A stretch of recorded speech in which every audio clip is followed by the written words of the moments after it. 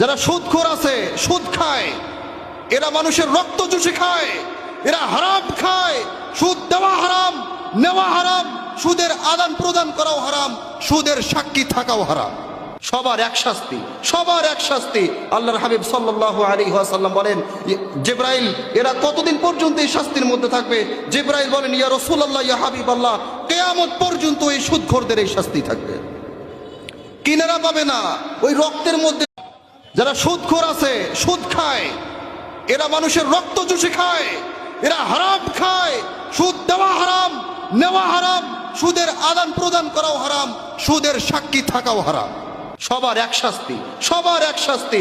আল্লাহর হাবিব সাল্লাল্লাহু আলাইহি ওয়াসাল্লাম বলেন, জিবরাইল এরা কতদিন পর্যন্ত এই শাস্তির মধ্যে থাকবে? জিবরাইল বলেন, ইয়া রাসূলুল্লাহ, ইয়া হাবিবাল্লাহ, কিয়ামত পর্যন্ত এই সুদখোরদের এই শাস্তি থাকবে। কিনারা পাবে না, ওই রক্তের মধ্যে।